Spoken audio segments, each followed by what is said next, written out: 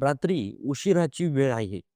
Police ठाण्यात नेहमीप्रमाणे काम सुरू आहे आणि अचानक एक व्यक्ती आत येतो. शांतपणे पोलिसांसमोर उभा राहतो आणि एका वाक्यात बोलतो, "मी माझ्या बायकोची हत्या करून आलो आहे." हे वाक्य ऐकताच काही क्षणासाठी पोलिसही स्तब्ध होतात. कारण अनेक गुन्हेगार पोलिसांपासून पळ काढतात, पण येथे एक व्यक्ती स्वतःहून पोलिसांकडे येऊन खुनाची कबुली देत होता. ही धक्कादायक घटना घडली आहे कल्याणमध्ये आणि या प्रकरणामुळे संपूर्ण परिसर हादरून गेला आहे.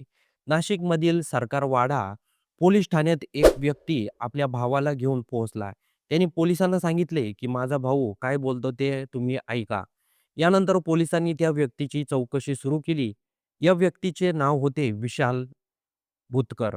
चौकशी दरम्यान विशालने जे सांगितलं ते ऐकून पोलिसांचेही काही क्षण हैराण झाले. विशालने थेट कबुली दिली, की माझ्या पत्नीशी वाद झाला होता. मी कल्याणला गेलो आणि उंबळ परिसरातील तिच्या घरी जाऊन तिचा गळा आवळून खून केला.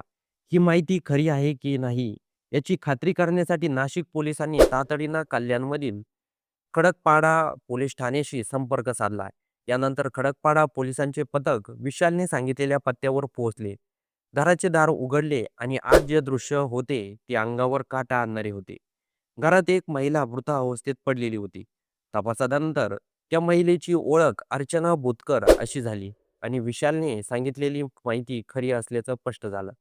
प्राथमिक तपासात समोर आलेल्या माहितीनुसार विशाल अर्चना यांच्यात गेल्या काही महिन्यापासून कौटुंबिक वाद सुरू होते. दोघांना 2 मुले आहेत. त्यापैकी एक मूल विशालकडे राहत होते, तर दुसरं मूल अर्चनाच्या आईकडे राहत असल्याची माहिती मिळाली आहे. पोलिसांच्या प्राथमिक तपासानुसार विशालला आपल्या पत्नीच्या चरित्रावर संशय होता. याचा संशयातून त्याच्यात वारंवार वाद होत होते. शेजारच्यांच्या माहितीनुसार अर्चना स्वभावाने खूप प्रेमळ होती. विशेष म्हणजे त्या दिवशी विशाल बऱ्याच दिवसांनी घरी आला होता. म्हणून घरात गोडधोड जेवणाचा बेतही करण्यात आला होता. जेवण झाल्यानंतर विशालसोबत असलेला मुलगा त्याने आपल्या भावाकडे सोडून दिला. पण त्यानंतर रात्री पुन्हा विशाल अर्चनाकडे गेला आणि याच रात्री दोघांमध्ये नेमकं काय वाद झाला हे अजून स्पष्ट झालेलं नाही. मात्र संतापाच्या भरात विशालने अर्चनाचा गळा आवळला आणि तिची गळ्यावर वार करत तिचा खून केल्याचं समोर आलं आहे. या घटनेनंतर नाशिक पोलिसांनी दिलेल्या माहितीनुसार कल्याण खडकपाडा पोलिसांनी घटनास्थळी पंचनामा केला असून या प्रकरणाचा सखोल तपास सुरू आहे. त्या रात्री नेमकं काय घडलं, वाद नेमकं कशावरून झाला आणि संशयातून एवढा मोठा टोकाचा निर्णय का घेतला गेला, या सर्व प्रश्नांची उत्तरे आता पोलीस तपासातून समोर येणार आहेत. एक संशय, एक वाद आणि एक क्षणाचा संताप यामुळे एका कुटुंबाचं आयुष्य कायमचं उद्ध्वस्त झालं आहे. आता या प्रकरणाचा तपास सुरू असून त्या रात्री नेमकं काय घडलं याचा पोलीस शोध घेत आहे.